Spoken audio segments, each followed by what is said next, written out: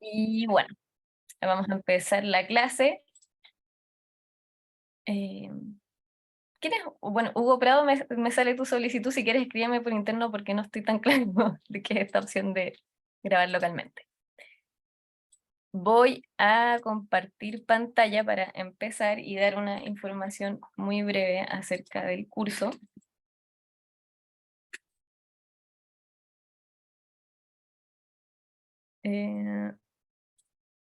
Aquí está.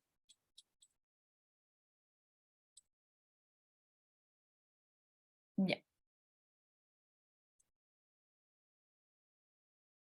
Bueno, Vale y Nieves, no sé si quieren presentarse y decir hola antes de que empecemos.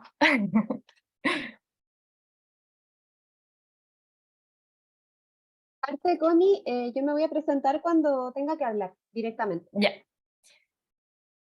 Bueno, entonces ahí cada una se presenta. De todas maneras, yo además de ser parte de la agrupación La Micorrisa, trabajo en ONG FIMA, quienes estamos de anfitriones de este curso, así que abogada del área de estudios con doble militancia el día de hoy. Bueno, entonces comenzamos con el curso llamado Ecofeminismos ante la crisis ecológica y civilizatoria. Oye, las clases, como les habrá llegado, ya podrán haber visto en la página web, van a ser 8 clases. La primera de ecofeminismo ante la crisis ecológica y civilizatoria, el día de hoy, con Valentina y Nieves a cargo principalmente. Luego introducción a los ecofeminismos con la Vale, interseccionalidad con Vivian, que está hoy acá con nosotros. De crecimiento como proyecto feminista con Gabriela Cabañas, ecofeminismo y animalismo, que la estaré facilitando yo. Y esto es un dato importante, tuvimos que cambiar la fecha de la clase de feminismos antirracistas y animalismos, así que primero va a ser la de animalismo y luego feminismos antirracistas, luego la clase activismo y nuevos paradigmas, o sea, y nuevos imaginarios con Nieves y Lili Plaza, y educación socioecológica ecofeminista, que la vamos a facilitar nuevamente a nosotras tres, para luego cerrar y ver qué aprendizajes del curso tuvimos. Este curso conlleva un certificado de que ustedes realizaron todas las clases y por lo tanto tiene algunos requisitos que son en realidad dos. Uno que es la asistencia al 100% de las clases, y en caso de que ustedes no vengan a alguna de las clases, deben justificarlo. Y para esto es muy importante que en el nombre que tenemos en el Zoom, si es que no saben, pueden preguntar cómo hacerlo, pero ahí escriban su nombre, porque luego nosotros vamos a descargar las listas de asistencia y si en vez de su nombre aparece iPhone 8 o etcétera, no vamos a poder identificar quién es. Así que les pido que ahora vean con qué nombre están ingresando al Zoom y lo corrijan en caso de ser necesario. Y lo otro son las evaluaciones, que durante la clase de hoy vamos a estar enviando un link, un formulario de Google Forms, para que al final de la clase lo contestemos, y esa va a ser la evaluación del día de hoy. Y eso va a ocurrir en todas las clases de aquí en adelante. Y bueno, ahora vamos a hacer esto muy cortito, pero es para conocernos un poco, y les quería pedir que ingresen al Menti. Esto se puede hacer. Voy a dejar de compartir un segundo pantalla para poder enviarles el link y el código, pero necesito que ingresen a esta plataforma, ya sea por el código QR o por el link y el código que les voy a enviar. Para, como dice ahí la actividad, conocernos un poquito.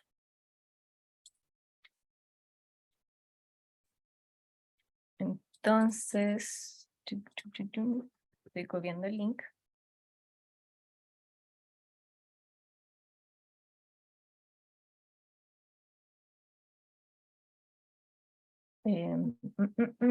Deme un segundo que estoy con muchas cosas abiertas, entonces se me pierde un poquitito el chat y todo.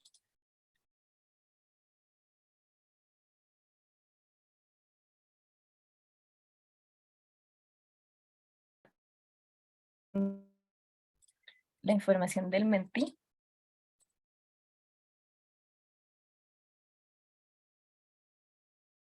Ah, veo el tiro una pregunta, que es cuánto tiempo hay para hacer la prueba. Vamos a dar un tiempo en cada clase, pero igual el formulario va a quedar abierto, entonces ustedes lo pueden dejar abierto, copiar, descargar, y si no pueden Entonces, yo mentí porque vamos a hacer una actividad muy cortita.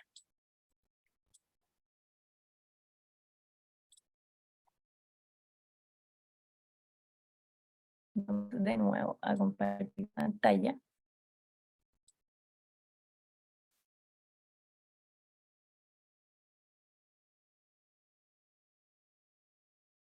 Ya, pudieron ingresar, ahí veo que hay 12 personas que ya pudieron ingresar al Menti. 20 van sumando.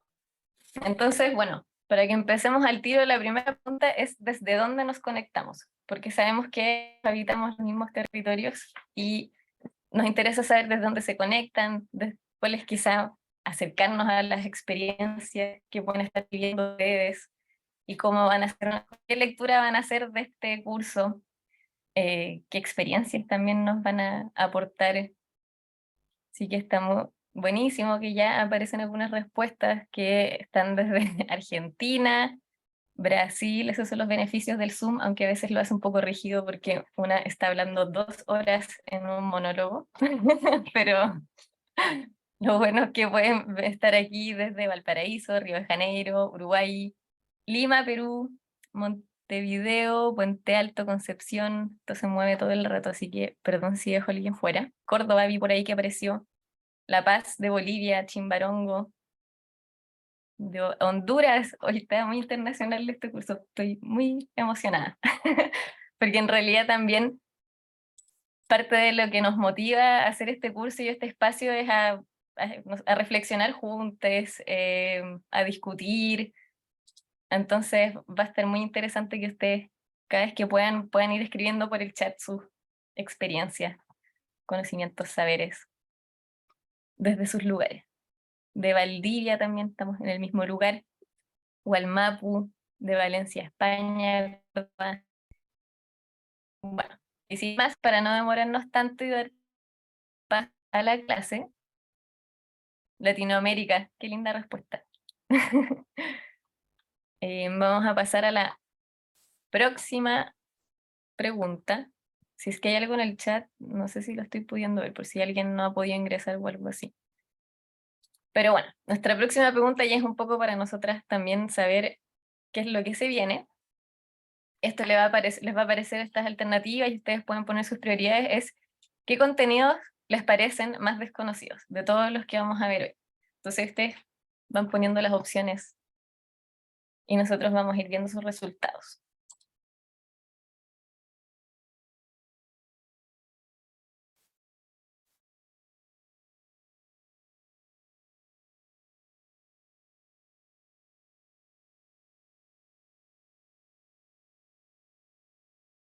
Uy, van moviéndose ya los resultados.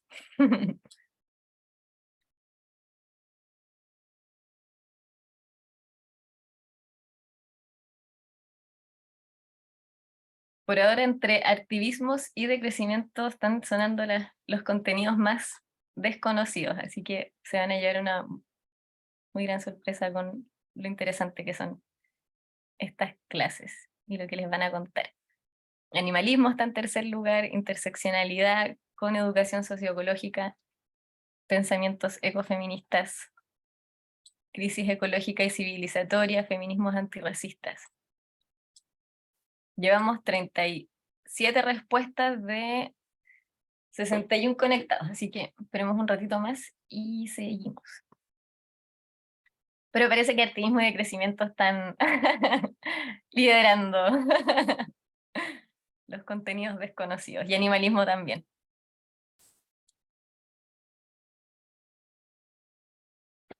Bueno, para quienes se están conectando recién, estábamos en un Menti, por si alcanzan a votar rápidamente, contestando la siguiente pregunta, que es ¿qué contenidos te parecen más desconocidos? Y en realidad es para nosotras conocerlas, saber más o menos. El grupo ya vimos que es al menos están ustedes habitando distintos territorios, estamos todas situadas en lugares muy diversos. Y nuestros conocimientos por ahora dictan que temas artísticos y de crecimiento quizá no estaban tan ligados a nuestro a nuestros contenidos. Ya. Habiendo hartas respuestas, seguimos.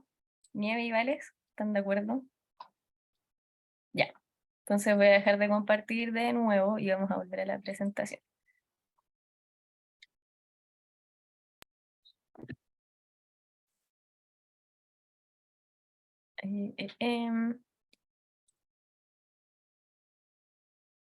Voy. Dale, Nieve, igual mientras comparto esto porque me demoro con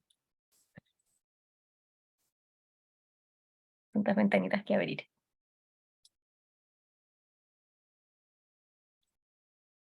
O vale, no sé quién parte la primera. Vale. Yo. Bueno, parto entonces. No pasa nada, siempre la complicación un poco tecnológica. Yo les cuento una incidencia un poquito ridícula. Esta presentación la hicimos en Canva y yo de verdad me urgía volver al papel craft. Ya me doy cuenta de que los años van pasando y como que me voy quedando atrás, a pesar de que uno cree que está totalmente conectada tecnológicamente, no es cierto. Es cada vez más difícil, al menos para mí. Así que nada, bueno, lo primero es agradecer estar acá. Esta es la tercera vez que soy parte del equipo que realiza este curso y la verdad me siento muy contenta de las personas que estamos acá presentes. Veo algunas caritas conocidas, lo cual me pone muy, muy feliz. Porque no creo que haya algo más lindo y motivador que saber que existe interés genuino de parte de las personas en lo que a uno le apasiona y quiere compartir al mundo. Bueno, mi nombre es Valentina Pineda, yo tengo 35 años y he dedicado la mayor parte de mi vida a los activismos y al aprendizaje y al compartir también esos aprendizajes, ya sea de forma formal como autodidacta. Soy una mujer urbana, creo que es importante, digamos, declarar desde dónde estamos hablando un poco en esta clave de conocimiento situado y que ciertamente sigo habitando la ciudad y la gran ciudad, vivo en Santiago de Chile. Me eduqué en la universidad, me titulé siendo la primera generación de mi familia y estudié geografía, que además de ser una carrera hermosa que alentaría a todas las personas a estudiarlas, también de alguna forma mi activismo político. Comparte la presentación, Constanza. Dale, Nieves, preséntate tú mientras tanto. Ya, hola a todos y todas. Muy agradecida de estar acá también.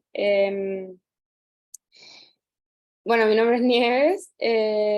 Yo soy titulada de Artes Visuales, al igual que Vale, también soy una persona del mundo urbano, pero mi corazón está en el mundo más salvaje y en la naturaleza.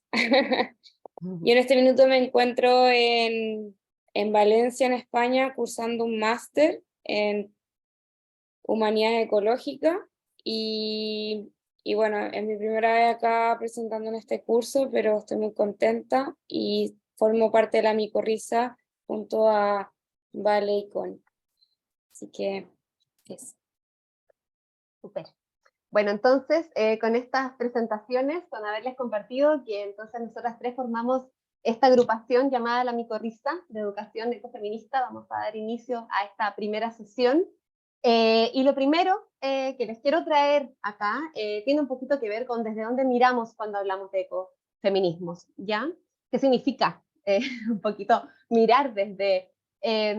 no sé si los lentes, siempre está un poquito esa analogía de ponerse los lentes para mirar con perspectiva de género. Para mí esto funcionaría un poquito más como unos múltiples lentes demasiado multifocales para todas partes, porque la verdad queremos hacernos cargo de muchas cosas. Es cierto, somos ciertamente ambiciosas epistemológicamente, pero nos parece que también hay una crisis lo suficientemente inmensa como para tener que hacernos cargo de muchos asuntos. Entonces, desde dónde estamos mirando o desde dónde les propongo mirar, desde dónde estamos mirando estas crisis cuando hablamos desde los ecofeminismos. Y para esto vamos a traer el concepto tan importante como lo es la sostenibilidad de la vida, el cual es medular para toda la propuesta ecofeminista. Y desde allí, es decir, poniendo la sostenibilidad de la vida en el centro, cómo diagnosticamos y cómo creemos que es posible abordar o imaginar salidas a estas crisis con fe en futuros posibles y dignos para todas, todos y todes. Es decir, superar estas crisis viviendo vidas que merezcan ser vividas, sostenidas y dignas de ser convividas. Este concepto de vidas que merezcan ser convividas es muy lindo y lo aprendí de Amaya Pérez Orozco, que es una economista feminista española, quien es también muy inspiradora en gran parte de los contenidos que vamos a revisar durante todo el curso y que la van a ver presente ahí en fotos y en algunas citas. Entonces, mirar desde la sostenibilidad de la vida es necesariamente mirar por fuera de los mercados en una sociedad que sigue, que vive, digamos, una economía que les ha puesto en el centro. Ya es pensar desde la complejidad, desde quien nos cuida, quien nos acoge como cuerpos vulnerables que somos en algún momento de nuestro ciclo de la vida, pero también es contestar ante las formas e iniciativas que impacten y arriesguen nuestras vidas y de todo lo vivo, que pongan en riesgo nuestros territorios, porque no atiendan a su propia capacidad regenerativa, ya de proyectos contaminantes en defensa, digamos, del trabajo que nos permita acceder a comprar productos para alimentar para alimentarnos mientras hipotecamos nuestra salud, por ejemplo. Es también hablar de derechos humanos y sobre todo es poner, digamos, en evidencia lo contradictorio que es lidiar con estas tensiones cotidianas a las que estamos sometidos a propósito de la economía que llevamos y que para mí es, por cierto, una trampa capitalista. Como vamos a profundizar más adelante, los ecofeminismos son siempre en plural. Definir los ecofeminismos es quizás tan complicado como definir los mismos feminismos. Hay distintas corrientes y formas de interpretar las relaciones o conexiones entre las ecologías y los feminismos, pero en algo sí tenemos un gran consenso, y esto es el reconocimiento de que habitamos una crisis que es sistémica, que es multidimensional, no es solo ambiental. De hecho, para mí prácticamente esta dimensión un poquito como que no existe, no podemos entendernos fuera del ambiente, sería como vivir volando o algo así. No es solo social, son muchos los factores que la constituyen y uno de ellos es también la percepción, ya de las ideas que tenemos del cómo vivir, del cómo hay que vivir, de las otras formas de vida y de todo el conjunto de elementos dados o bien dados en un momento histórico que bastante se relacionan también a las nuevas tecnologías, a nuestras aspiraciones y al deseo, específicamente al deseo capitalista. Estas crisis están ciertamente vinculadas principalmente a dos enormes sistemas hegemónicos que operan de manera conjunta y que se animan el uno al otro, por decirlo de alguna forma. Y esto, lo hegemónico, se refiere a la dominación, ¿ya? Que es también un concepto súper importante y que vamos a revisar, digamos, a lo largo de estas 8 clases.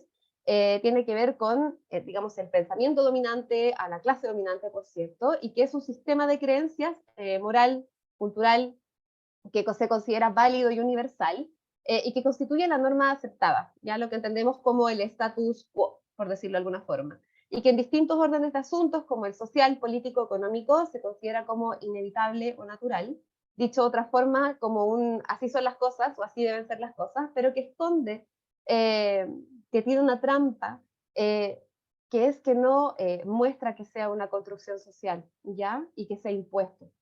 Y por cierto, también existen otras hegemonías en las mismas corrientes de pensamiento que buscan incluso ser transformadoras, como en los mismos feminismos.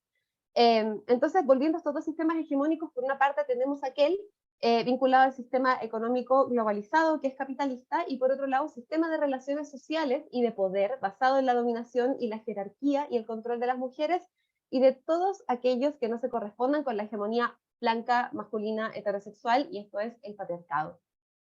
Por otro lado, tenemos, digamos, a los ecofeminismos que cuestionan esta falsa fractura, que un poquito me referí recién, entre las sociedades humanas, la naturaleza no humana y los cuerpos, planteando que existe un vínculo indisoluble entre ellos. Sobre esto vamos a profundizar en el concepto de trama de la vida, es decir, a los entramados de vida humana y no humana que permiten nuestra existencia.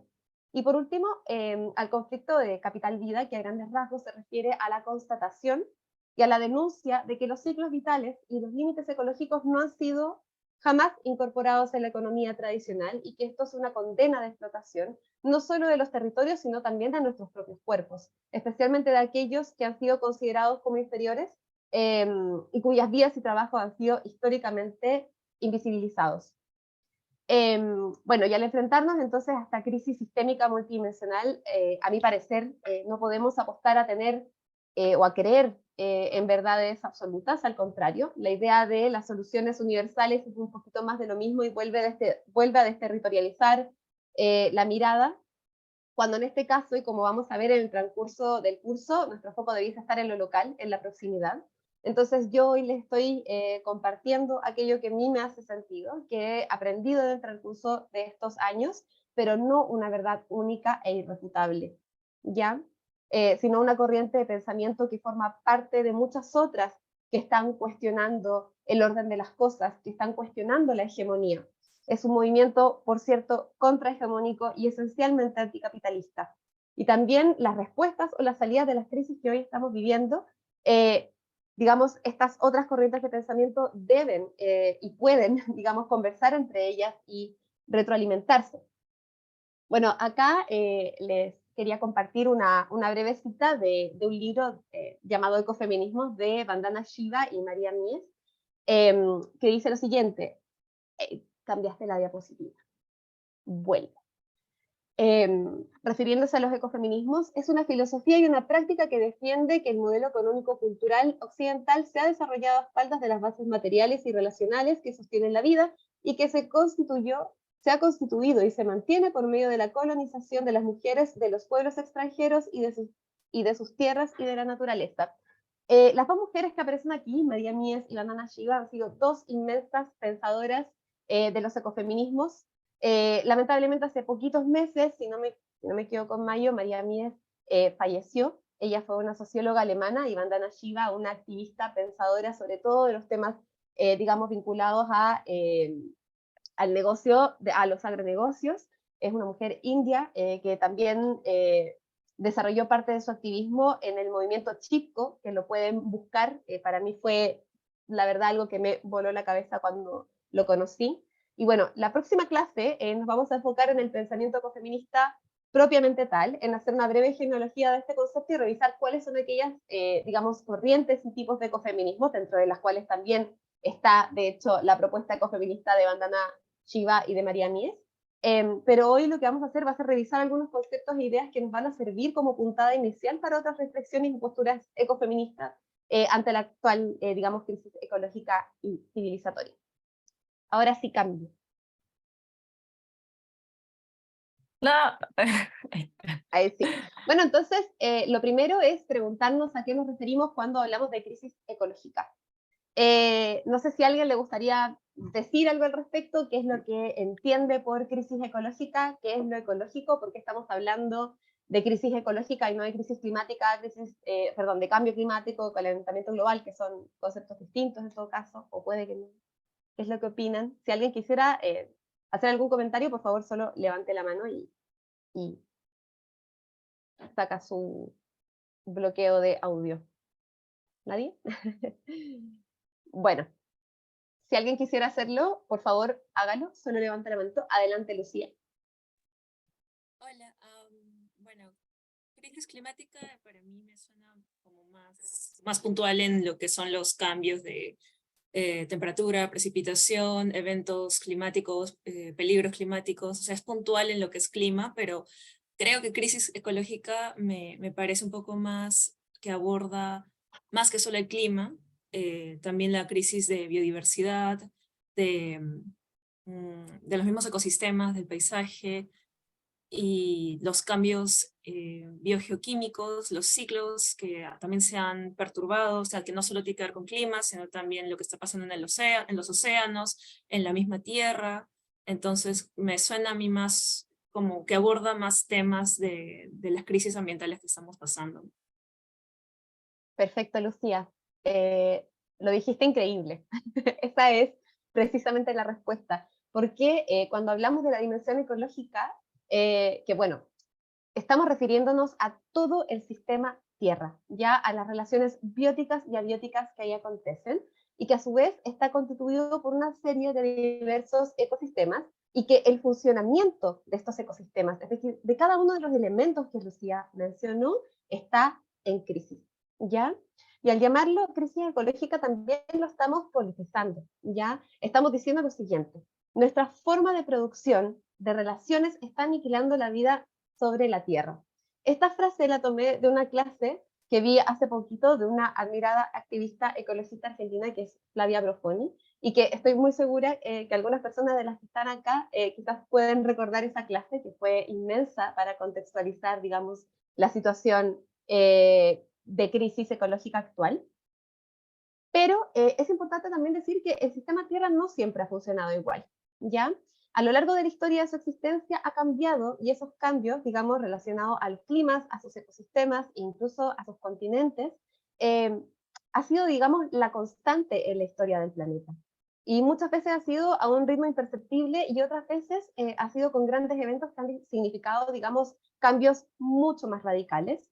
Pero de cualquier manera, lo curioso y terrible a la vez es que esta vez los cambios que estamos vivenciando tienen una raíz común, y es que son antropogénicos, es decir, han sido detonados a causa de la acción humana.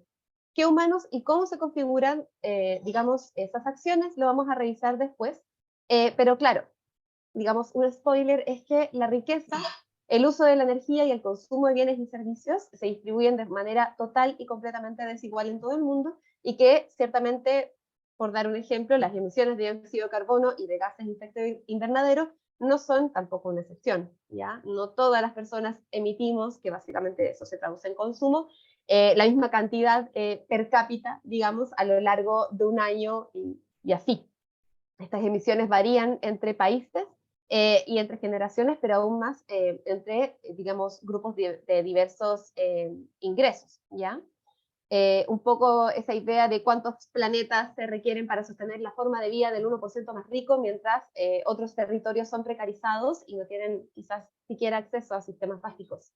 Pero por ahora la idea más importante eh, es saber que la actual desestabilización, ecosistémica del planeta se ha generado a causa de la actividad humana.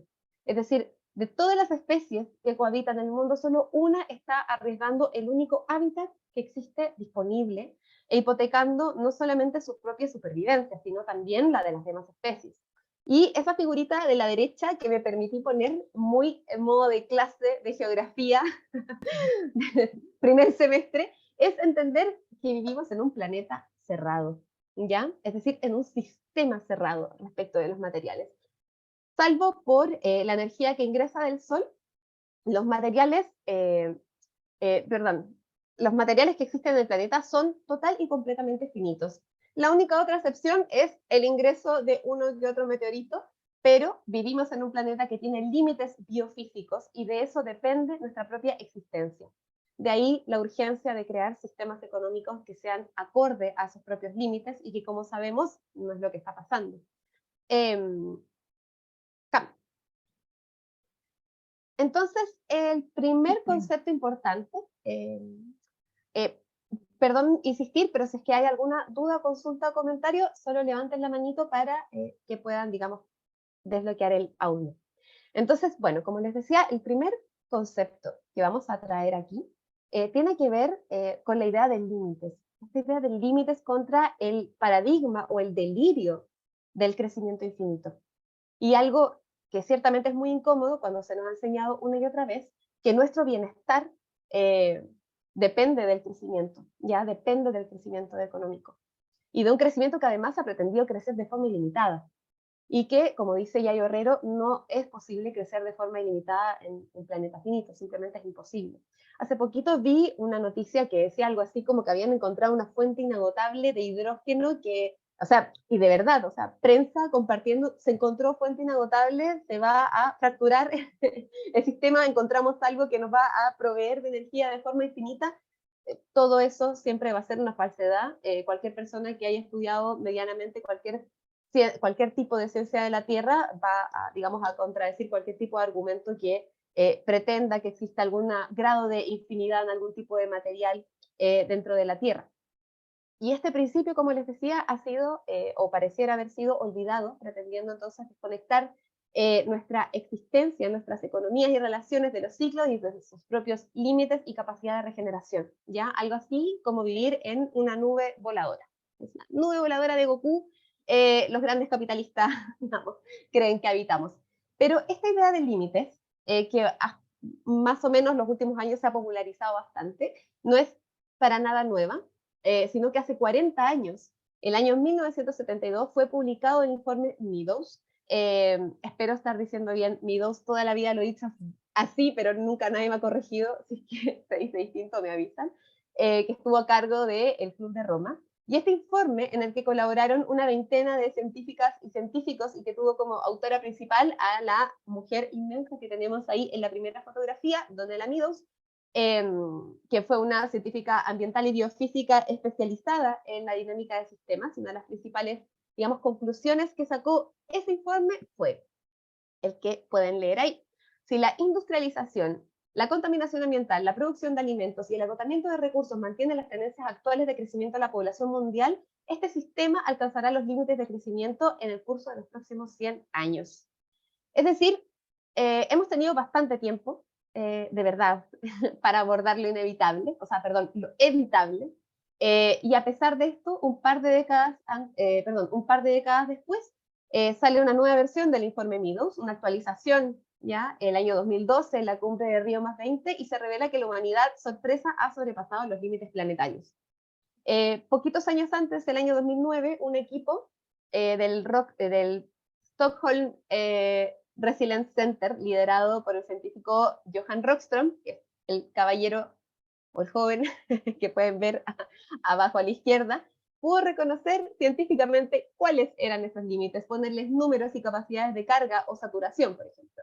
Todo, digamos, el argumento físico-material que necesitábamos para cuestionar la forma que habitamos en una clave de ganadores y de perdedores o de centro-periferia, incluso, bueno, ya lo tenemos hace tiempo, y su gráfico es el que pueden ver ahí. Lamentablemente, y de verdad me parece brutal, la primera vez que yo hice este curso, que fue hace 3 años, mostré un gráfico distinto al que les estoy mostrando ahí. El año pasado también, y este año de nuevo es distinto. No sé si alguien, digamos, está un poquito al tanto de cómo se va moviendo este índice y estos cálculos, pero lo más terrible es que aquellos que parecen, de hecho, digamos, en blanco todavía, no significa que es porque estemos tan bien, significa que es porque todavía no sabemos calcularlo, lo cual hace que sea bastante más dramático. Bueno, y me voy a referir solamente a algunos de los límites que aquí se muestran, y les quiero contar que el último límite traspasado es probablemente uno de los más graves, y uno de los que quizás pensábamos tener más a mano, y que tiene que ver con el agua dulce, ¿ya? Sí, Patricia, justo alcancé a ver ese comentario.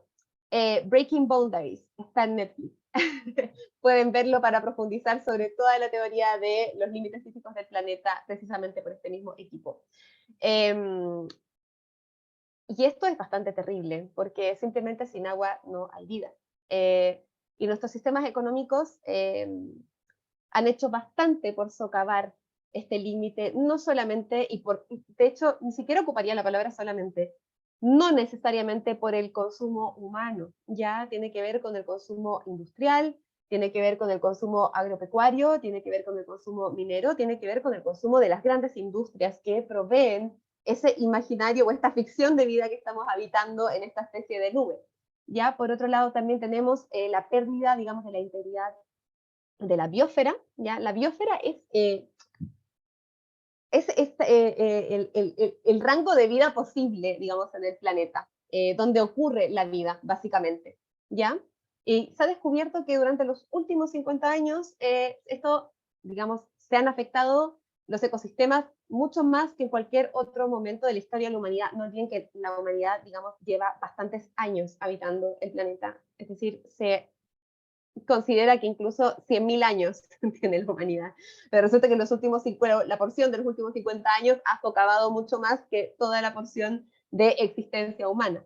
Y esto obviamente que es un riesgo tremendo para nuestra supervivencia, porque está desconfigurando todo lo que conocemos como condiciones ambientales y físicas, Algunas de las principales causas, como les mencionaba, son, bueno, como base, digamos, el sistema económico capitalista, pero también la industria alimentaria, el uso indiscriminado digamos, en actividades industriales, la pérdida de la biodiversidad a causa del cambio radical de los ecosistemas y la fragmentación de los hábitats, lo cual se vincula fuertemente al crecimiento de las urbes y de todo aquello que se requiere, digamos, en las grandes ciudades para sostener la vida, que quizás, no sé si todos lo saben, pero actualmente en el planeta la mayoría de las personas habita ciudades, alrededor de un 52-53%. Este indicador lo pueden revisar en la página del Banco Mundial. Yo soy una ñoña de este indicador, así que me meto bastante seguido.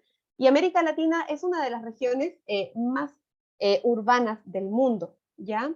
Y bueno, para dar el ejemplo de Chile específicamente, Chile en un 90%, digamos, de nuestra población vive en ciudades, lo cual es bastante fuerte, al menos el indicador. Bueno, contaminación química y la liberación de nuevas entidades. Estas nuevas entidades, como les digo, digamos, todavía muchas de ellas no se pueden siquiera calcular, pero tiene que ver con la emisión de sustancias tóxicas de vía prolongada, como son los contaminantes orgánicos sintéticos, los compuestos de metales pesados y los materiales radioactivos, que representan algunos de los principales cambios provocados por el ser humano, digamos, al ambiente planetario. Y también esto, un pequeño spoiler de la próxima clase, fue una de las primeras denuncias que mujeres científicas hicieron a propósito de los conflictos que estaba suscitando el uso de pesticidas. Se obtiene en la página del Banco Mundial. Puedes buscar población urbana, rural, Banco Mundial, y te va a llevar directo a donde se ve este indicador. Y lo bueno es que también tiene temporalidad, entonces puedes revisar los años anteriores y así. Bueno, cambio climático, como bien mencionaba Lucía, es uno de los componentes ya de todo este engranaje ecológico que está en deterioro.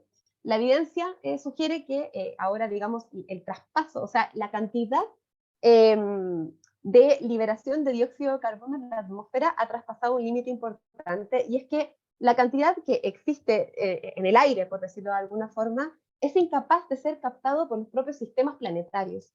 Estos sistemas planetarios o estos sistemas que captaban una gran cantidad de dióxido de carbono son los suelos, el océano, digamos la vegetación por medio de la fotosíntesis, y la degradación de cada uno de esos tres elementos que acabo de mencionar precisamente pone en riesgo la captación de dióxido de carbono y por lo tanto lo deja disponible para nosotros, lo que aumenta las condiciones de calentamiento global. ¿Por qué? Por el efecto invernadero.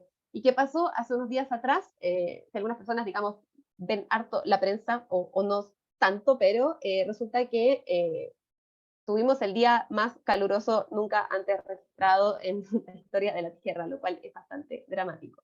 Hemos llegado a un punto en el que la pérdida del hielo marino en verano es prácticamente irreversible, y esto es otra consecuencia bien dramática, porque el hielo y la nieve tienen un rol fundamental en la regulación climática por medio de un...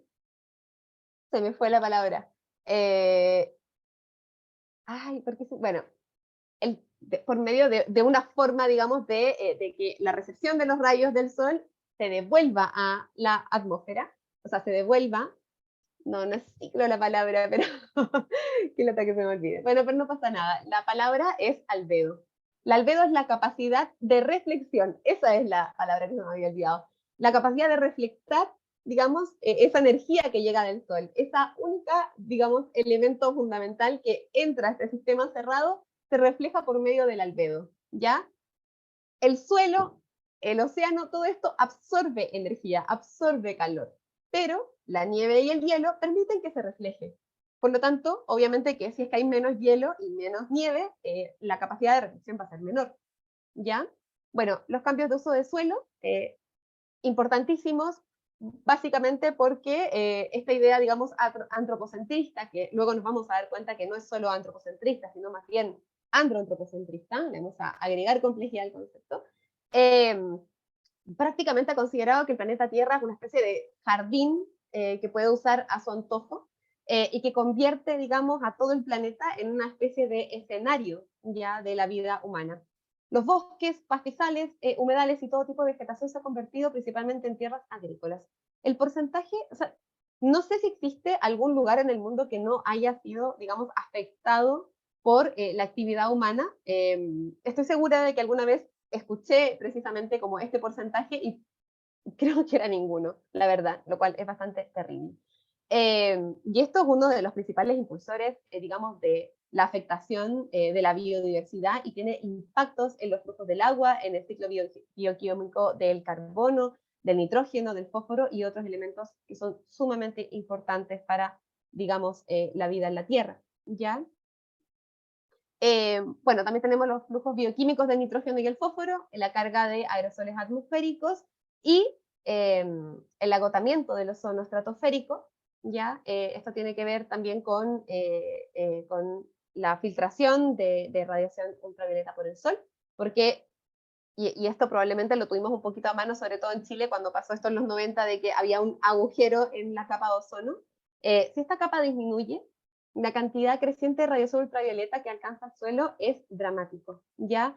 Y hay bastante investigación que constata, digamos, el daño que esto significa no solamente en nuestra piel, esto es considerando solamente la humanidad, pero esto significa daños gravísimos a nivel de ecosistemas biológicos terrestres y marinos. Y por último tenemos la acidificación de los océanos. La acidez, perdón, o acidificación creciente dificulta el crecimiento y la supervivencia de organismos como los corales y algunas especies de mariscos y plancton. Y me parece que todos, o para que sepamos, los corales son de los grandes, digamos, organismos que captan dióxido de carbono. La muerte de los corales directamente implica la no captación de dióxido de carbono. La pérdida de estas especies cambia, digamos, la estructura y la dinámica de los ecosistemas marinos y esto podría dar lugar a reducciones drásticas de poblaciones de animales, de peces específicamente. Y además es imposible leer esto en una clave local, porque, y esto es un poquito la idea que quería compartir también con lo del planeta cerrado. Es que cualquier cosa que ocurra en cualquier parte del mundo se va a distribuir a cualquier parte del mundo por medio de las corrientes oceánicas o por los vientos planetarios también. Así que no hay ninguna parte del mundo que se salve, probablemente la contaminación generada en Santiago de Chile, una de las ciudades también más contaminadas de América Latina, puede estarse también respirando en otra parte del mundo sin ningún problema por medio, digamos, de esta circulación atmosférica. Y bueno, por ahí alguien justo había preguntado si alguien quiere profundizar sobre la teoría de los límites físicos del planeta. Vean, sugiero con mucha emoción que vean el documental Breaking Boundaries, que es un documental del año 2021, si no me equivoco, que muestra precisamente el trabajo de Johan Rockström y de todo su equipo. Y está además narrado por el tremendo David, su apellido sí que me cuesta un montón, Attenborough, que es quien hace la voz de muchos documentales de naturaleza. El documental se llama Breaking Boundaries.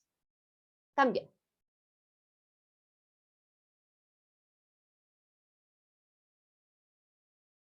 Bueno, con Vivian esto... levantó la manito. Dale, Lilian.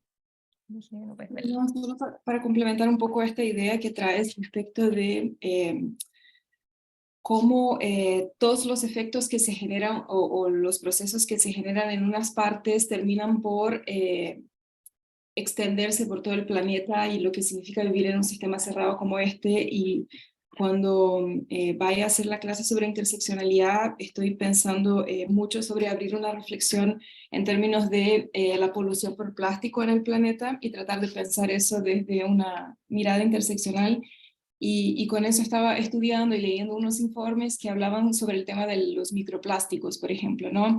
Y en estos informes había evidencia científica consolidada de que había, o más bien hay, microplásticos tanto en la cumbre del Everest cuanto en las fosas marianas, que son los puntos más extremos del planeta, ¿no? Entonces, como un poco para seguir ilustrando esta idea de los procesos absolutamente interconectados que se producen en este sistema. Nada más. Muchísimas gracias, Vivian. Bueno, con esto me despido y le doy paso a mi compañera Nieves Susón, que nos va a conversar sobre un concepto tan importante para todo el curso como lo es la trama de la vida. Dale, Nieves. Un paréntesis, ¿vale? Quedaron un ¿Mm? par de preguntitas en el chat que yo creo que puedes contestar mientras, Dale, porque dale, son dale. dejar el nombre del documental. Lo voy a poner en el chat al tiro. Sí, po, métete al chat y ahora Nieves, vamos contigo.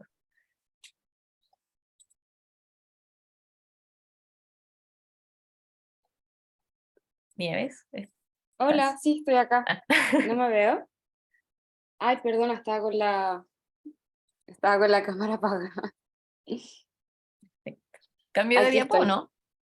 ¿Sí? Sí, cambia Voy a la siguiente. a la siguiente también. Ya, Esa. drama de la Bueno, hola a todos y todas. Yo voy a introducir un poco sobre el tema de la trama de la vida. Mi propósito no es profundizar extensamente sobre esto ni dar una respuesta absoluta. Más que nada es dar una pincelada a este concepto y abrir un espacio de reflexión. Bueno, dentro de esto se une completamente con lo que ya venía hablando, ¿vale? En la visión antropocéntrica o antropocéntrica, la vida sería un poco más como la imagen que vemos en el lado izquierdo de la pantalla, en donde se posiciona este hombre hegemónico arriba y bajo él se encuentra el resto de los seres vivos subordinados. Y en cambio, una propuesta ecológica sería más como la imagen de la derecha, donde se entiende el todo como un sistema de relaciones no jerárquicas, sino que diversas que interactúan entre sí. La trama de la vida es el título del libro del físico Fritjof Capra. Este libro lo publica en el 98 y tras 10 años de estudios, en donde conversó con diversas personas, entre ellos Lynn Margulis, Humberto Maturana, James Lovelock, entre otros y otras. Crea este maravilloso libro y que fue un cambio de paradigma en la comprensión de la vida desde una más mecanicista a una ecológica, que sería como esta imagen de la derecha. Acá se abre el espacio para comprender que somos seres eco e interdependientes y que nos vinculamos y relacionamos con la vida, tanto no humana como humana, y con la flora y con los territorios que habitamos. Lamentablemente al día de hoy sigue persistiendo la interpretación, o mala interpretación, diría yo, de la teoría evolutiva de Darwin, que me imagino que varios conocen o les suena, la de Darwin y Wallace, en que se habla esto de la supervivencia del más fuerte. Fue de hecho, si quieres cambiar a la siguiente, este señor que ven acá, Kropotkin, quien debatió mucho esta visión de la vida, contraargumentando que los más aptos no tienen por qué ser los más fuertes, sino que los que mejor se adaptan al entorno a través de la cooperación entre individuos no solamente de su misma especie, sino que de diferentes especies. Desmitificando esta creencia de que finalmente la supervivencia es una eterna competencia de recursos. Esta visión más, del más fuerte es lo que se conoce como el darwinismo, la teoría del darwinismo social, y que dio paso como a que que dio paso a una interpretación errónea y solamente para, ¿cómo se llama esto? Para justificar, por ejemplo, el nazismo o corrientes económicas como el capitalismo. Bueno, continuando con lo de la trama de la vida, como mencioné anteriormente, Capra estuvo en conversación con diversos autores y autoras, y entre estos quería destacar a Liz Margulis y James Lovelock, quienes co-crearon la teoría Gaia. No sé si la han escuchado. El nombre es un poco también controversial. No se lo pone Lovelock, de hecho se lo propone un amigo de él que es un escritor, se me fue el nombre, pero el de El Señor de las Moscas. Y de hecho Lovelock estaba un poco en contra de todo esto de la personificación de la tierra, y que el New Age agarra también como esto de Gaia y una mujer. Pero bueno, aparte de eso, no se queden con el nombre, sino que la verdad es que es una teoría muy interesante, en donde se consideran que todos los organismos y su entorno inorgánico en la Tierra estaban estrechamente integrados para formar un sistema complejo y único, autorregulado. Y esto a su vez era lo que mantenía las condiciones para el desarrollo de la vida. Menciono esta teoría porque propone que la Tierra tiene una propia autoorganización y que las personas somos parte de esta trama. Y así como tenemos nuestros propios cuerpos que se autorregulan, es este mismo cuerpo que interactúa con otros en una red, que a su vez se conforma otra, y así suma y sigue, creando la biota, que sería lo que denominan Gaia. Esta es una teoría cuestionada porque le da un propósito, un componente teleológico, en el que el fin o la meta de los individuos es la continuación de la vida. Y más allá de que estemos de acuerdo o no con esta teoría, lo interesante aquí es ver el rol del animal humano, porque somos animales, aunque se nos olvide a veces, somos animales, y cómo con el modelo cultural y económico que hoy tenemos, estamos siendo por primera vez en la corta historia que llevamos sobre la Tierra, una fuerza geológica.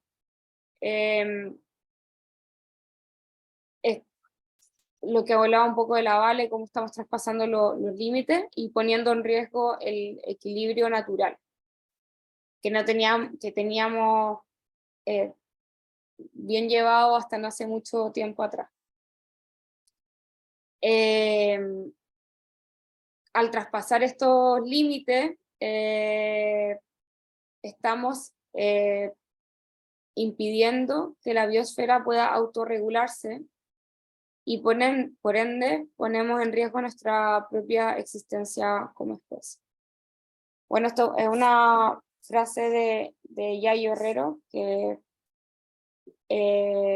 dice: somos naturaleza y pensar la vida al margen de la biosfera es simplemente una construcción cultural errónea e ilusa.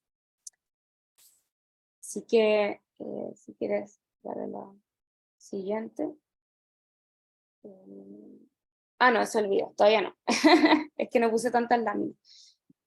Bueno, hoy más que nunca debemos de construir el mito del progreso y esta fantasía de la triple emancipación de la que habla también Yayo Herrero, en que creemos que somos independientes de la naturaleza, del propio cuerpo y del resto de las personas. El animal humano, al igual que el resto de animales, es un ser inter y ecodependiente, y parte de esta cadena trófica, y desde el momento en que nacemos hasta que morimos, dependemos del cuidado y de un entorno con condiciones aptas y dignas para la vida. Es indispensable para el desarrollo de la vida nuestra y de la biota que tengamos aire, agua y alimentos no contaminados. Bueno, ahora que ese video que vieron, se los quería poner porque ejemplifica muy bien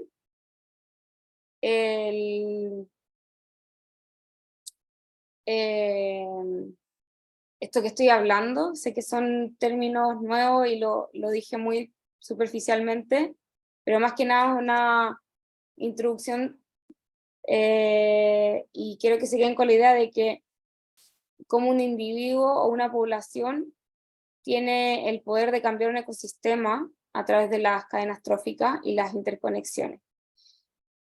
Y por último quiero agregar y también dejar como espacio de reflexión que he escuchado mucho también últimamente, como a raíz de todas estas malas noticias de las que hablaba Ale, de este inminente, o sea, esta situación un poco de colapso de los ecosistemas, que he leído mucho como esto de que somos un virus y que deberíamos desaparecer para que el equilibrio de la vida vuelva, y considero que ese pensamiento es incorrecto, incluso peligroso, porque finalmente el ser humano, como mencioné antes, es un animal, somos animales, pertenecemos al equilibrio que hay en la Tierra, y lo que hoy pone en riesgo no es nuestra existencia, sino este sistema cultural y económico capitalista, que desde la gran aceleración ha estado aquí explotando los recursos con una creencia como de que fueran ilimitados. Así que, bueno, tarde o temprano también se transitará. Lo importante es que esta transición sea justa y que la construcción de este futuro también. Así que les dejo este video, que ahí... Comparto el video de la diapo que viene, ¿no? Ya, sí, el video. Ya, me voy a tener que salir de internet para compartir esto para que se escuche bien. Así que denme un segundo. Por ahora igual les quería recordar que a quienes ingresan tarde que tienen que poner su nombre en el usuario, porque de eso depende la lista de asistencia. Y voy, voy con la presentación. Bueno, perdón por decir tanto, es que a mí tampoco la tecnología me es tan agradable. De hecho, me desenvuelvo mucho mejor en una conversación entre humanos. Así que nada, les dejo el video, que yo creo que van a entender un poco mejor lo que expuse de forma muy rápida. Y eso. Ya, estoy...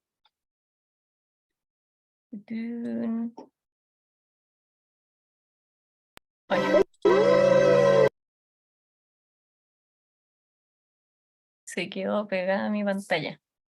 Están viendo toda mi pantalla, ¿cierto? Sí, Connie. Ya, ahora. ¿Se escucha bien el video? Uno de los descubrimientos científicos más increíbles del siglo pasado ha sido la de las extensas cascadas tróficas. La cascada trófica es un proceso ecológico que comienza en la parte más alta de la cadena alimenticia y va saltando hasta llegar al fin de la misma. Un ejemplo clásico fue lo ocurrido en el parque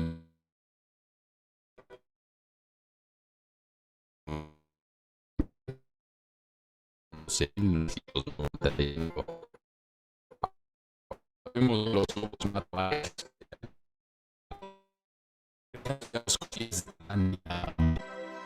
Antes de que los lobos volvieran, estuvieron ausentes 70 años. El número de ciervos, ya que no había quien los cazara, crecía y crecía en el parque Yellowstone. A pesar de los esfuerzos humanos por controlarlos, habían causado una reducción de la vegetación a casi nada. Simplemente la borraron. Se la comieron toda. Pero tan pronto llegaron los lobos, aunque eran pocos, empezaron consecuencias asombrosas. Lo primero fue acabar con algunos ciervos, pero este no es el primer logro. Lo más importante fue que cambiaron radicalmente el comportamiento de los ciervos. Los ciervos comenzaron a evitar determinadas zonas, especialmente en las que eran presas fáciles, particularmente los valles y las gargantas, e inmediatamente esas zonas comenzaron a regenerarse. En algunas zonas, la altura de los árboles se quintuplicó en solo 6 años. Partes desnudas de los valles se convirtieron rápidamente en bosques de álamos y sauces. Y tan rápido como esto ocurrió, los pájaros comenzaron a llegar. El número de pájaros cantores y de aves migratorias aumentó. El número de castores comenzó a crecer, porque a los castores les gusta comer árboles. Y los castores, como los lobos, son ingenieros del ecosistema. Ellos crean nichos para otras especies, y las represas que construían en los ríos servían como hábitat para nutrias, ratas de río, y patos, y peces, y reptiles, y anfibios. Los lobos acabaron con los coyotes, y como resultado el número de conejos y ratones comenzó a aumentar, lo que se tradujo en más águilas, más comadrejas, más zorros, más mofetas. Cuervos y águilas calvas bajaron a alimentarse de la carroña que los lobos dejaban. Los osos se alimentaban de ella también, y su población comenzó a crecer, en parte debido a que había más moras creciendo en los arbustos regenerados. Y los osos reforzaron el impacto de los lobos, acabando con algunas crías de ciervos. Pero aquí viene lo realmente interesante. Los lobos cambiaron el comportamiento de los ríos. Comenzaron a serpentear menos. Había menos erosión. Los canales se estrecharon. Se formaron lagunas y rápidos. Todo esto es bueno para la vida animal. Los ríos cambiaron en respuesta de los lobos, y la razón fue que la regeneración de los bosques estabilizaba la tierra que se derrumbaba antes. Así, los ríos consolidaron su curso. De igual manera, alejar a los ciervos fuera de algunos lugares y que la vegetación se recuperara en la ladera del valle hizo que el suelo se erosionara menos, estabilizando todo. Así, un pequeño número de lobos no solo transformó el ecosistema de Yellowstone, una extensión gigantesca, sino también transformó la geografía del parque.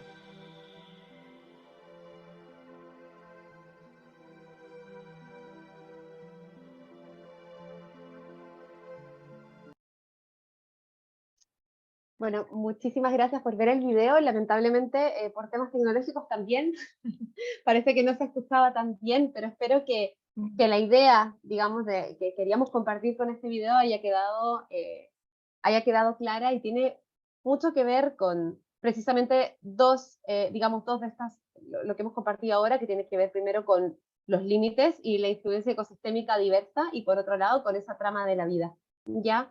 En caso de que no se haya podido captar, al menos desde mi lugar, no se entendía la primera parte, pero tiene que ver con que en el parque de Yellowstone se habían eliminado prácticamente todos los lobos. Y hay una idea muy errónea y muy terrible a propósito de este concepto de lo depredador, ya, de los animales depredadores. Y esto lo digo con mucho dolor también, porque en el sur de Chile, bueno, también en Argentina, pero en los Andes uno de los principales protagonistas son los pumas. Y los pumas hasta el día de hoy son asesinados a sangre fría simplemente por estar ahí, porque parece que fueran un riesgo, sin entender que de hecho la regulación climática que probablemente realizan los pumas a propósito de la biodiversidad existente en los lugares donde existen, y además del desplazamiento de estas especies a propósito de los cambios de uso de suelo o del crecimiento de las ciudades, es determinante, ¿ya?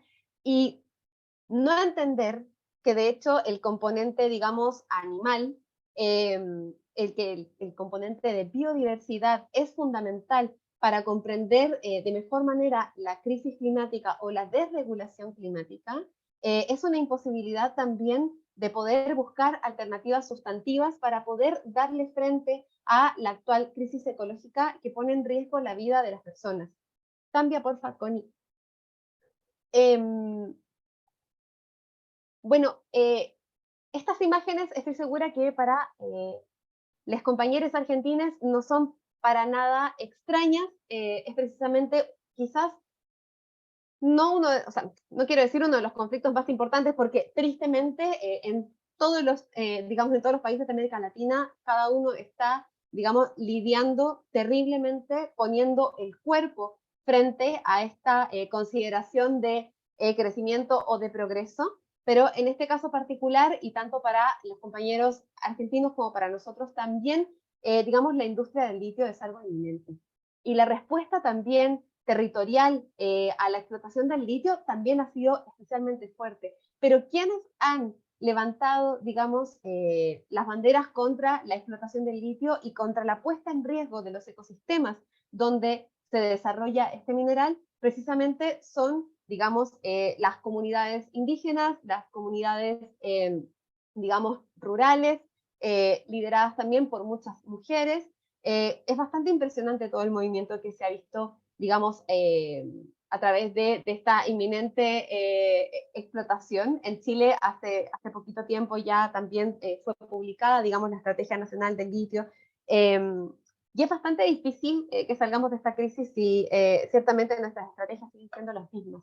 Entonces yo aquí les quiero hablar un poquito del conflicto de capital-vida. ¿Alguien ha escuchado alguna vez este concepto? Me gustaría mucho que las personas que siguen presentes participemos un poquito más para, digamos, para que esta clase no solamente se transforme en una exposición, no es nunca nuestra idea. Entonces, si alguien tiene algún comentario o si quiere contarnos qué es lo que sabe del conflicto capital-vida, por favor, siéntase, totalmente invitada a hacerlo.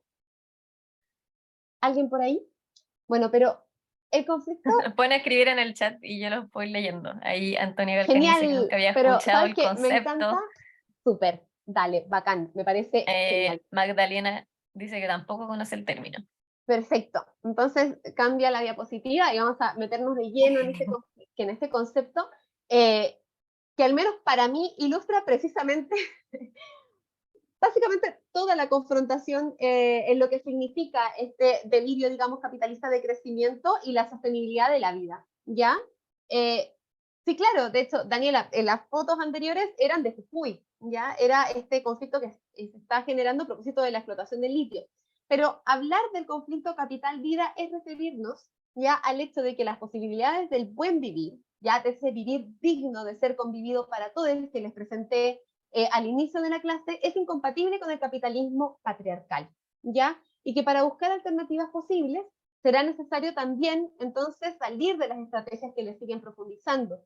No vamos a salir de la crisis, como les decía, con más extractivismo o con más explotación, porque aunque cambiemos de mineral, vamos a seguir socavando los ecosistemas y precisamente agotándolos uno tras otro con distintos colores. Ya un ejemplo buenísimo de esto es, digamos, el tema del hidrógeno verde. Adelante, Cecilia.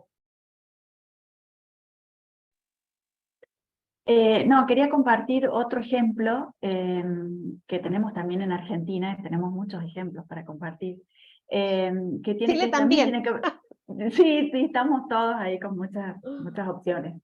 No, con la reciente inauguración de un gasoducto del yacimiento de Vaca Muerta, que bueno, se presenta, si uno mira los diarios, la noticia es que, bueno, es la posibilidad de que Argentina pueda ser autosuficiente para la industria, poder dejar de importar, o sea, el camino para la autosuficiencia es como el gran logro, pero lo que no se está diciendo es que la extracción de ese gas en ese yacimiento es a través del fracking.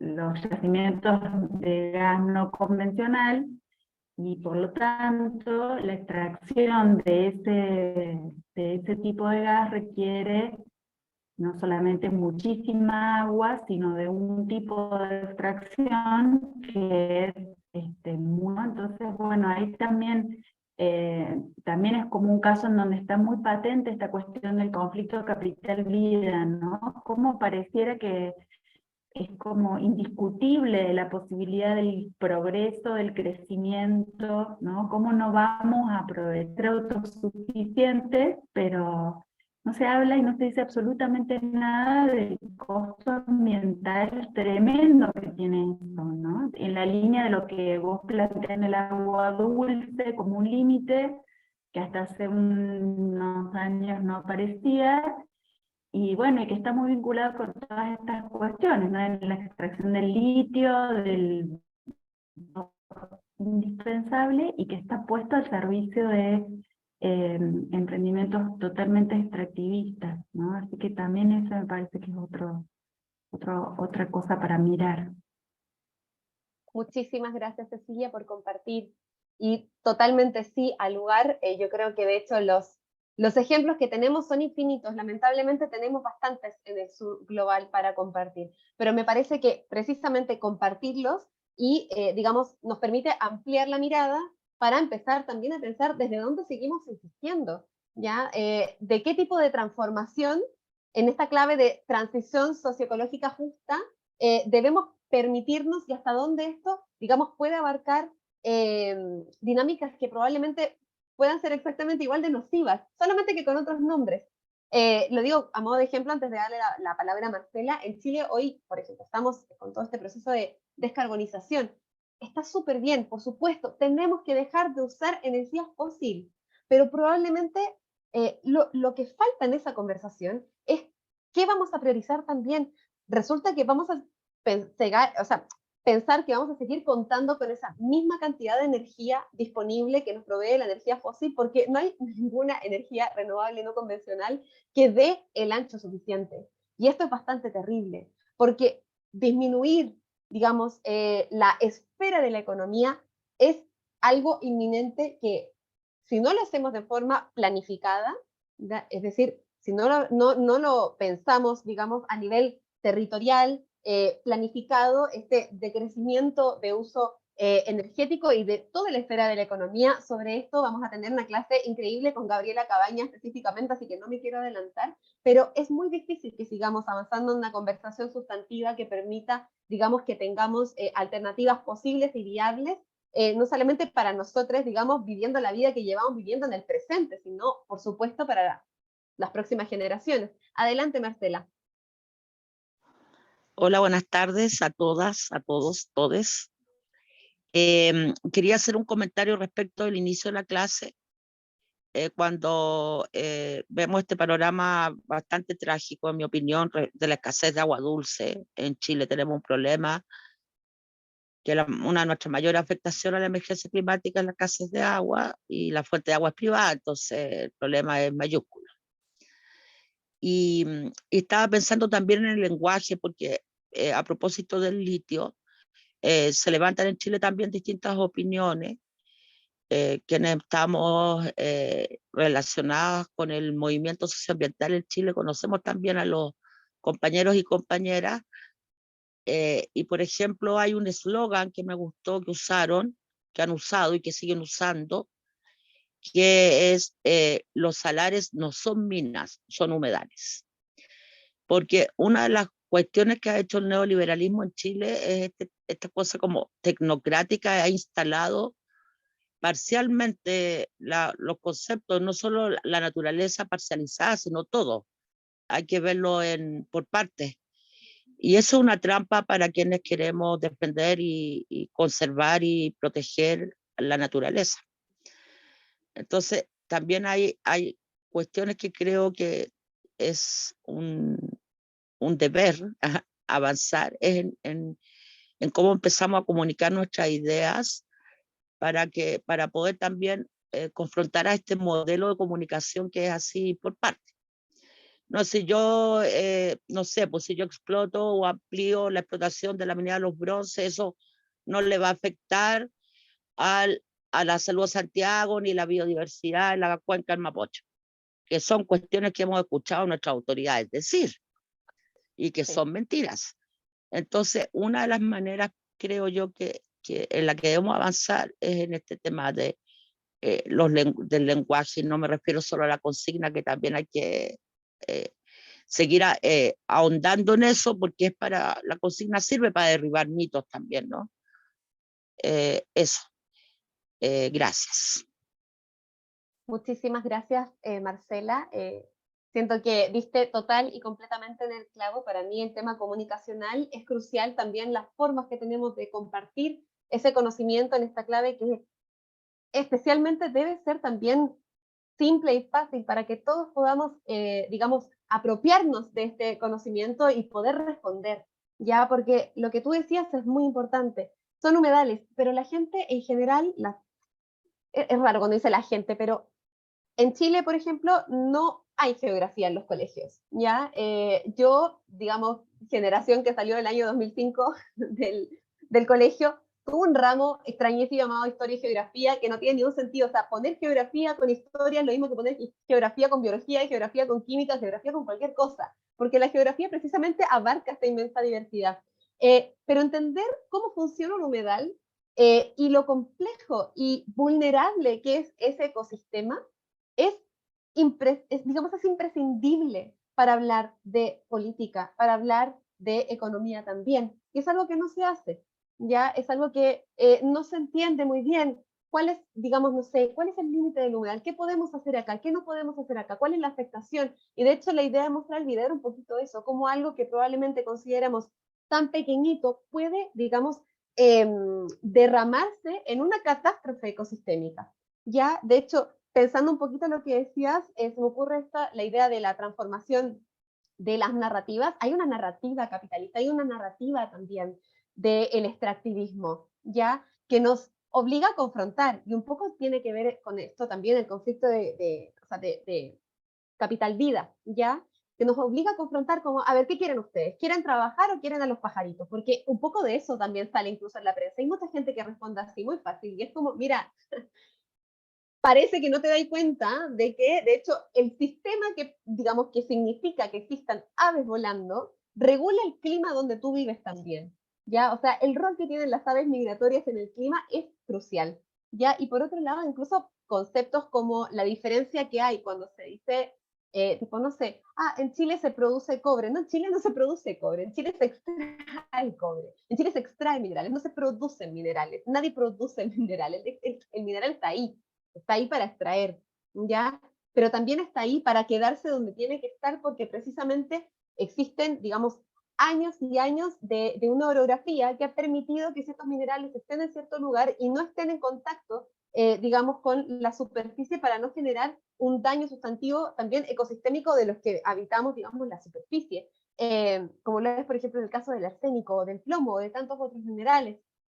Adelante, Lucía.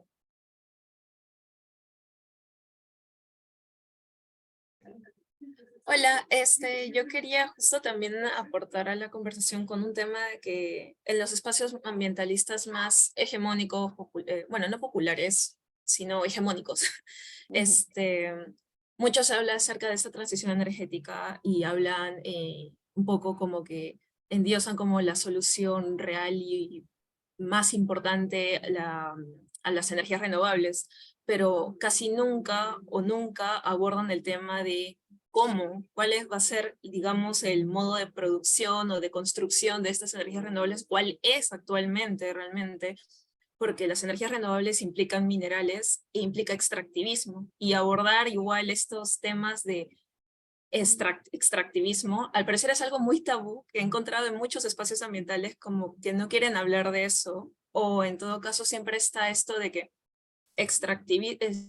si es extractivista ya no se puede hacer nada, ¿no? Y creo que también ahí eso es una limitante muy fuerte en el movimiento hegemónico ambientalista que tiene la región, y digo específicamente la región porque es en donde van a extraer y despojar bastante de nuestros territorios, justamente porque aquí es donde, digamos que está más de la materia prima, y tampoco no se aborda lo suficiente, creo, este modelo o esta teoría de dependencia que tenemos con respecto al norte.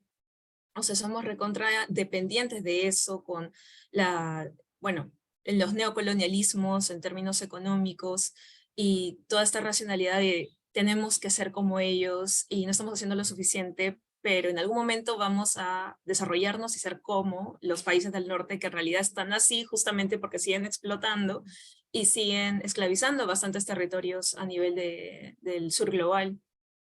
Entonces, esto también como me ha llevado a pensar bastante en cuál es la raíz, ¿no? Viéndolo de una manera más radical, cuál es la raíz de esto, y algo que creo que está pasando bastante es justo este conflicto, ¿no? Capital-vida. ¿Cuál es el fundamento de nuestras sociedades, ¿no? Y el fundamento de nuestras sociedades no es para nada la vida. La gente, me acuerdo, o sea, yo soy de Perú, pero recuerdo que el problema del 2019 de Ecuador fue justamente de que se quitó el subsidio a los combustibles fósiles, pero esto aumentó bastante el pago por combustible en general, que utilizaba justo las clases más bajas y medias, y se levantó el pueblo, ¿no? Y así, como muchas veces está estos ambientalismos que tienen como foco salvar a cualquier costo, y tú y justo la otra compa que también explicó, habló de que esto igual esas formas de entender el mundo y crear estas sociedades y luego hablar de ambientalismo pueden llegar inclusive a ser ecofascistas, o como tenemos que extraer y despojar a un territorio porque tenemos que transicionar energéticamente, o tenemos que subir los precios a cualquier costo de los combustibles porque no podemos seguir subsidiándolos, y no importa qué tanto afecte a las comunidades y a las bases de las sociedades, ¿no? Entonces, pienso que este conflicto también nace de eso, ¿no? De la racionalidad, cuál es el centro de todas nuestras sociedades, y ahorita creo, y parece ser que es el capital. En los países que son nuestros dominadores, que siguen siendo nuestros dominadores a nivel sistémico, pero también en nuestros propios territorios es como qué hacen nuestras autoridades y cómo entendemos y qué tanto tiempo también tienen las sociedades para organizarse frente a esto, ¿no? Porque es también como criticamos este sistema, pero tenemos que vivir en este sistema, entonces como que siempre veo que se critica bastante, ay, pero estás comprando un celular y criticas estas cosas, pero o sea, también la cuestión es esa, ¿no? ¿Cómo dejar de existir en este sistema tal cual, ¿no? Tenemos que hacerlo, pero justamente por el tema de la supervivencia y de mucha la desigualdad que existe, tampoco este sistema no nos da tiempo de organizarnos frente a toda esta complejidad de cosas que hay. Así que, bueno, justo quería también compartir estos un poco sentipensares que tengo al respecto. Muchas gracias, Lucía. Estoy completamente de acuerdo contigo. De hecho, creo que uno de los principales problemas, y que también lo pensaba, vuelve a la diapositiva, con, tratar, digamos, en la próxima clase, tiene que ver también con ese enverdecimiento de digamos, de la ecología, ya de las soluciones. Por eso me referí un poquito al tema del hidrógeno verde, ya que hay muchísima información disponible para conocer, digamos, cuál es, primero, qué es lo que significa esto, pero también no deja de ser curioso lo que decías tú, como a qué costo, dale, como resulta que finalmente parece que esa transición socioecológica justo la están pagando finalmente las clases medias y bajas, ¿ya? Y es que la verdad es que, como decía antes, no existe, digamos, ningún tipo de energía renovable no convencional, digamos que de hecho no precise, o al menos en su gran mayoría, no precisa extractivismo también. Hay un concepto que se me olvidó ahora el nombre particular, pero que guarda relación con que, si bien es cierto de que todo lo que existe en el planeta, por decirlo de alguna manera, aunque no dice demasiado, es natural, la combinación de ciertos elementos la hace irreductible, ¿ya? Como por ejemplo los paneles solares. Claro, nos estamos llenando de paneles solares, pero resulta que los paneles solares no tienen ningún tipo de capacidad para, digamos, reciclarse, ¿ya? O para poder ser absorbidos por el mismo sistema. Es el nivel de basura que están generando los paneles solares es inmenso, ¿ya? Entonces, si detrás de todo este discurso de, digamos, la descarbonización, que por supuesto que estoy de acuerdo, pero si es que no estamos hablando de descarbonización en esta clave de disminución de la espera de la economía, entonces vamos a tener que generar la cantidad de energía que provee la energía fósil con estrategias que no tienen esa capacidad y que para poder hacerlo tienen que ser, o sea, amplificarse de modos que son en este minuto como desconocidos, ¿ya? Es decir, llenar territorios de aerogeneradores, llenar territorios, o sea, por ejemplo, bueno, en Chile pasan hartas cosas curiosas. Yo de verdad que culpo a que no está la geografía en los colegios, pero tenemos políticos diciendo que, por ejemplo, el agua se pierde en el mar.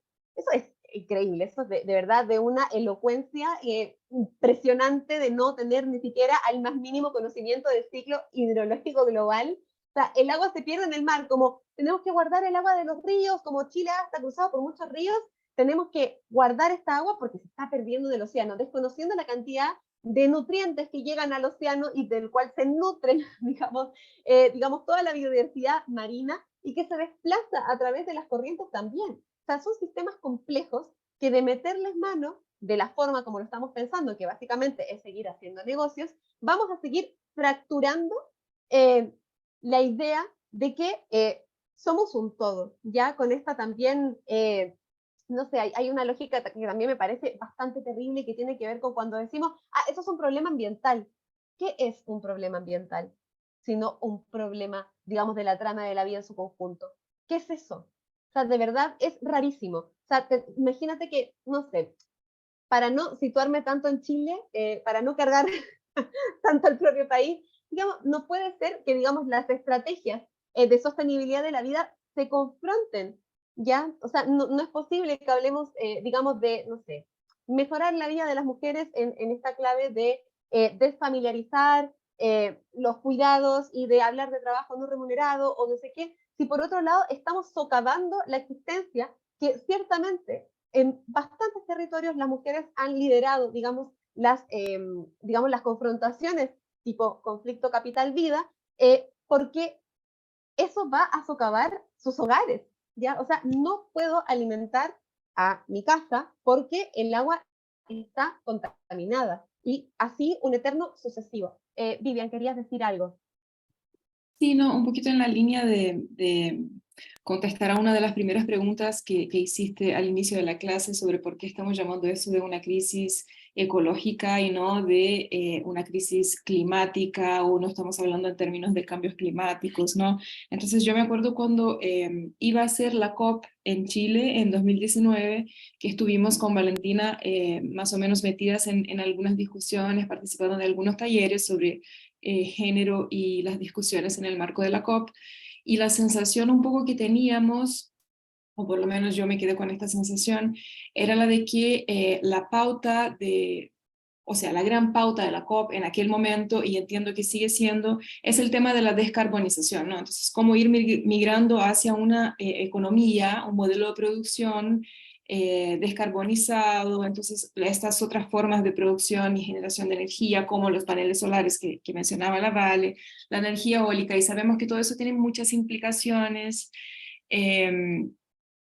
pero a ver, si queremos transicionar de un modelo basado en soluciones a partir del carbono y del petróleo, etcétera, para convertirnos en una economía que produce, por ejemplo, plásticos de uso único con energía solar, pues no sirve de mucho, ¿verdad? Entonces hay esta discusión sobre el modelo de generación de energía para la producción, pero no parece que hemos llegado así en estos niveles más amplios y graúdos de la discusión en lo que significa eso en términos del modelo de producción y consumo, ¿no? Porque si queremos producir energía limpia para seguir consumiendo, produciendo, desechando, etcétera, etcétera, de la manera como hacemos hoy, al menos la parte de la sociedad más acomodada, por así decirlo, más urbanizada, que se ha visto obligada de cierta manera a tercerizar, en el sentido de que ella no puede producir su propia comida, ella no produce su propia medicina, etc. Entonces todo está a cargo del mercado,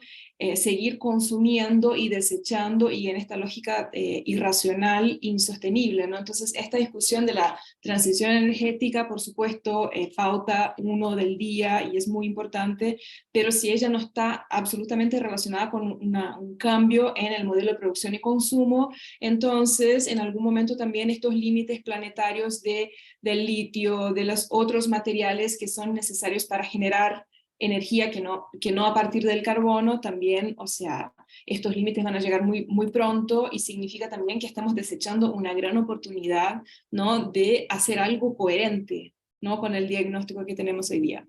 Eso era. Sí, totalmente. Y de hecho, de esa coherencia tenía un poco, o sea, quería referirme un poquito diciendo eso. No podemos apostar, digamos, a tener una solución por un lado mientras la otra socava y de alguna manera vuelve a repercutir en generar, digamos, un daño o un trabajo extra. En este caso, el curso, como ustedes saben, es de ecofeminismo y tiene que ver también con que no solamente vamos a hablar de límites biofísicos, sino también límites en cuanto a nuestros propios cuerpos, ya a cuáles son los cuerpos que hoy están explotados, y que además, justo estaba hablando Vivian con nosotros, no solamente vamos a hablar, digamos, de las mujeres, porque también tenemos que hablar de qué mujeres, y cómo esa interseccionalidad nos va a permitir mirar la escena completa de la explotación, de la opresión, de la invisibilización de forma mucho más sustantiva. Y bueno, tenemos ya que ir cerrando, pero me parece que con las palabras también que salieron, el concepto de capital vida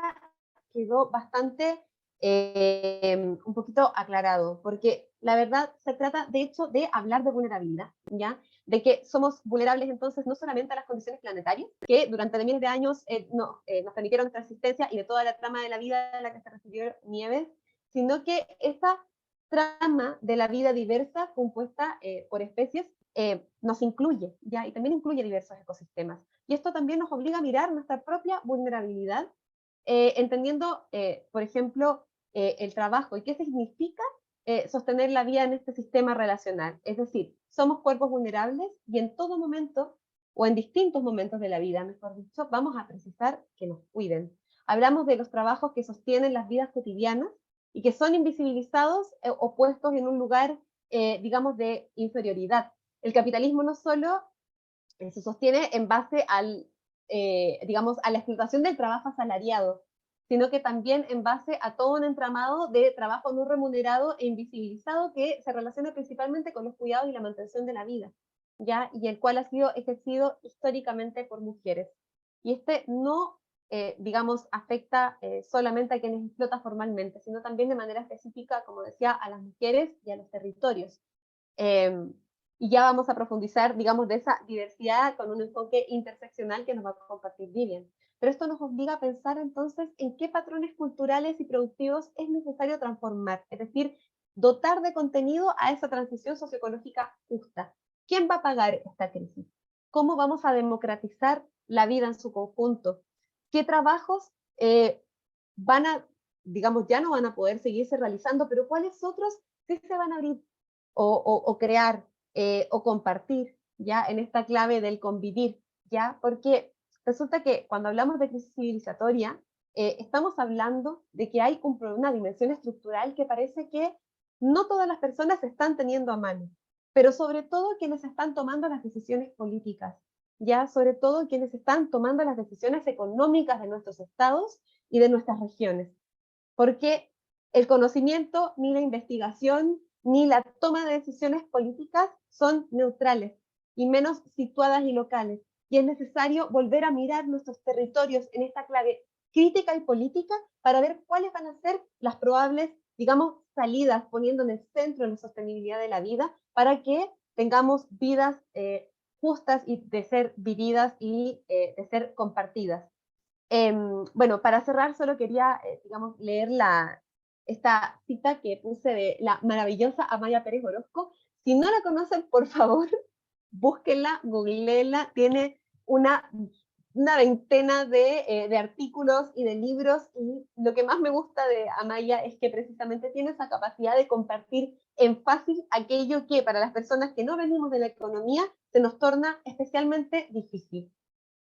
El conflicto capital-vida está profundamente encarnado, porque la vida es cuerpo y en él expresa nuestra vulnerabilidad. Y como afirma Valentina Longo, este conflicto hoy es vida o muerte.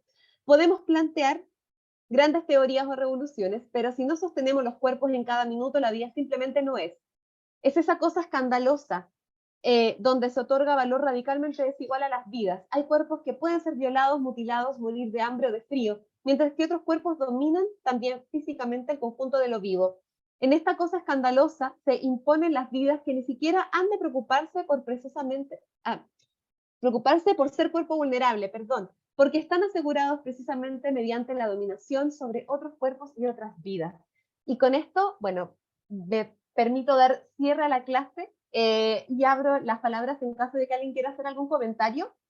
Como les decía, la próxima clase nos vamos a adentrar muy profundamente en hacer una genealogía de lo que es, digamos, el pensamiento ecofeminista, de cuáles son los principales conceptos asociados. Hoy día pudimos revisar 3, que para mí son, digamos, los principales para desglosar esta mirada ecofeminista y también para poder rearmar, crear, co-construir propuestas políticas sustantivas que nos permitan transitar hacia una vida más justa y más digna, y que no siga insistiendo en este poner cuerpos, digamos, que parece que merecen mucho más que otros vivir o gozar de una vida, digamos, inmersa en el privilegio, mientras otros estamos pagando la crisis, ¿ya? Así que con esto quiero cerrar muy agradecida de todas las personas que se han quedado hasta el final. Somos 70 personas las que hemos podido compartir durante 1 hora 45, que no deja de ser menos, pero también para insistir en este poner límites y cuidar nuestros propios cuerpos y nuestros propios cansancios. Voy a dejar de hablar. Espero haber sido clara en lo que quise compartir. A veces hablo un poquito rápido y por favor, como en la próxima clase también les voy a estar acompañando, ustedes simplemente escriban que estoy hablando un poquito rápido porque a veces entre que me pongo un poquito nerviosa y quiero compartir muchas cosas, que se me va un poquito el ritmo del compartir. Así que eso, les agradezco muchísimo, un abrazo muy cariñoso y fraterno a todas las personas que nos están acompañando desde distintas latitudes. Y nos vemos entonces el miércoles a las 6 de la tarde. Espérate, que tenemos que mandar el formulario. Sí, bueno, ahí ya las dejo entonces con Constanza Gumucio, que les va a compartir ya la No tan rápido, no tan rápido. Nada, igual quería, ya que estuvimos animando el chat, igual quería leer algunos de los comentarios que tienen que ver con esta última parte. Y bueno, acá nos decían que la pauta de la COP se sigue entendiendo bajo la lógica del crecimiento, para continuar también con nuestras reflexiones sobre cómo se llevan el ambientalismo, el dejar de consumir innecesariamente en todos los sentidos, que si revisamos nuestras NDC por países, las estrategias de mitigación y adaptación y los objetivos ponen el foco en adaptarse y mitigar y mantener y aumentar los niveles de producción para crecer. O sea, seguimos bajo la misma lógica. Y bueno, también comentaban que las soluciones hegemónicas siguen reproduciendo la lógica neoliberal, capitalista, racista, homofóbica y misógina.